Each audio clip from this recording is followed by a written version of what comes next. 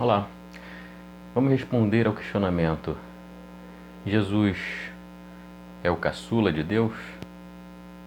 Ou o que o Eric quis dizer com isso? Eu sou o Eric Reis e está começando mais um Filosofando em Deus.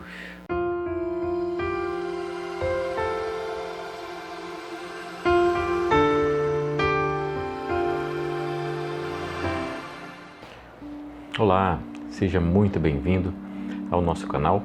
E no programa de hoje nós vamos responder um questionamento deixado por alguma seguidora do canal lá no 10º programa. E espero que vocês curtam, compartilhem, se inscrevam. Sempre depois que se inscrever, se você é novo, depois que se inscrever, clica no sininho. E a observação que a gente faz aqui, quando você clica no sininho, vai aparecer 3 opções. Você clica em todos os vídeos e a partir de então, todos os vídeos que a gente postar aqui, você passa a receber aí no seu computador ou no seu celular, onde você costuma utilizar o YouTube. Bem, no programa de hoje a gente vai falar de 2 coisas importantes. A primeira, desde já, o quão é importante, o quão a gente deve se ligar nas bênçãos que nós damos para os nossos filhos e no quão a gente deve evitar amaldiçoá-los, né? São 2 coisas importantes que a gente deve colocar no nosso dia a dia, no nosso cotidiano, para com os nossos filhos ou para qualquer pessoa que está ao nosso redor e que a gente deve sempre abençoar. Mas falo em especial aos filhos, porque a mensagem de hoje, o porquê de nós chamarmos Jesus de caçula, já que a gente sabe que Jesus é o primogênito de Deus. Mas Eric, por que filho caçula? Se eu nunca tinha ouvido falar e nem encontro na Bíblia nenhuma passagem que diz que Jesus é o caçula. Bem, isso faz parte de um entendimento meu daquilo que a gente lê. E então, agora, hoje a gente vai tentar explicar por que a gente tem esse pensamento de que Jesus, além de ser o primogênito, também foi o caçula. Bem, tudo começou em Abraão, acho que a gente já tinha falado sobre isso. Abraão teve 2 filhos, Ismael e Isaac. Ismael, ele é a primeira linhagem de todo o povo árabe, e Isaac, o primeiro da linhagem do povo hebreu. Isaac teve 2 filhos, Esaú e Jacó, e a curiosidade desses 2 é que Esaú, sendo o primogênito, ele vendeu a sua primogenitude para o irmão caçula. E Jacó, que ganhou a primogenitude, foi o chamado Israel, aquele que tinha as 12 tribos. Porque Jacó, teve 12 filhos de casamento com 2 mulheres. Quem foram? Lia e Raquel, que eram irmãs. Lia, sendo a mais velha, ele foi obrigado a casar, foi enganado e teve que casar com Lia para poder se casar com a filha mais nova, Raquel, né? O pai não poderia casar primeiro a mais nova, então ele fez Jacó casar com a mais velha e depois entregou a sua filha mais nova a Jacó. A curiosidade que aí começa o ponto, a nossa curiosidade, é que José foi o filho caçula de Jacó, né? As 12 tribos, o caçula foi José.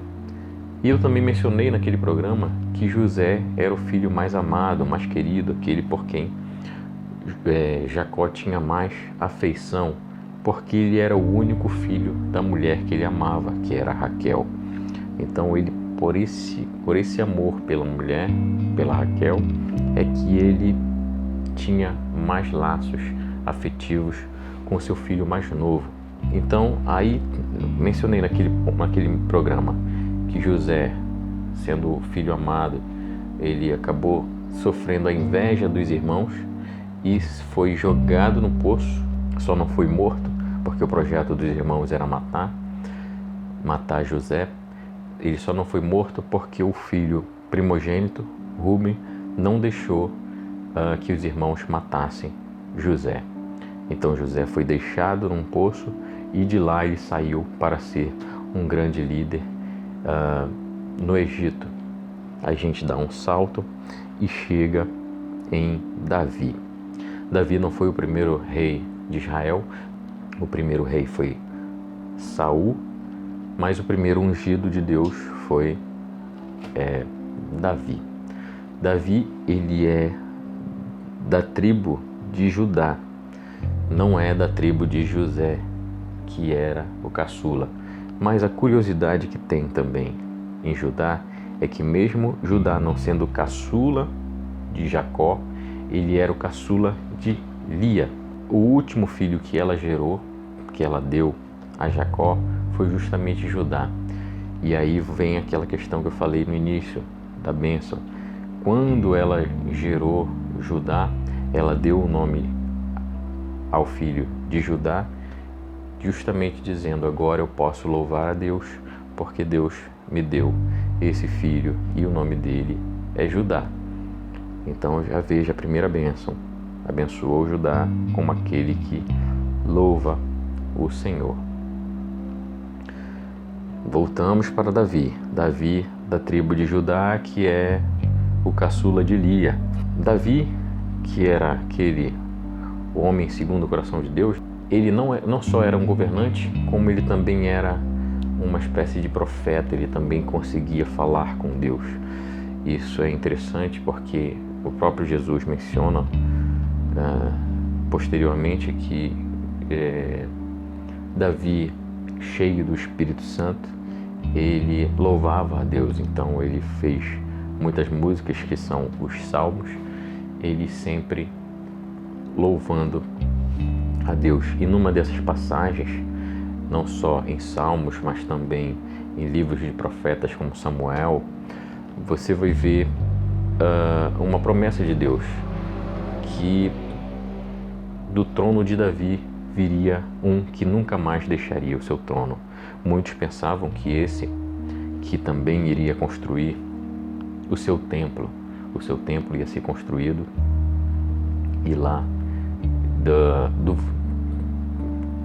da descendência de Davi seria construído o templo eterno de morada do Senhor.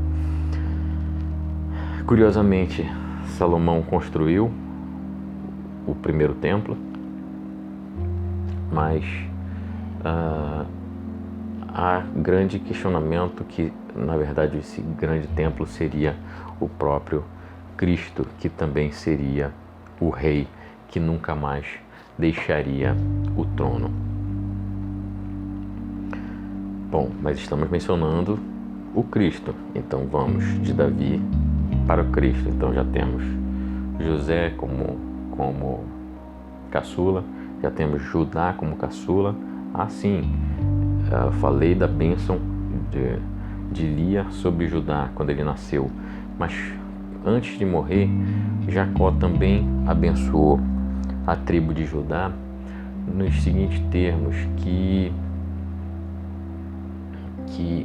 Judá seria aquele que todos os outros se ajoelhariam aos seus pés, né? Se curvariam a seu poder. Então, olha só, quando a gente chega em Jesus, ou melhor, a gente chega em Davi, já começa a refletir essa bênção de Jacó, e quando chega em Jesus, você tem essa bênção de Lia. Na verdade, os dois, tanto em Davi quanto em Jesus, você tem a confirmação dessa bênção dada pelos pais lá no início. E por que então Jesus seria o caçula? Bem, depois do governo de Salomão, que foi o último rei do grande território de Israel, Israel foi invadida primeiramente pelos babilônicos, que promoveu uma grande arruaça com o território de Israel, provocando o dispersamento do povo de Israel, né? Então foi muito duro o Império Babilônico sobre o povo de Israel.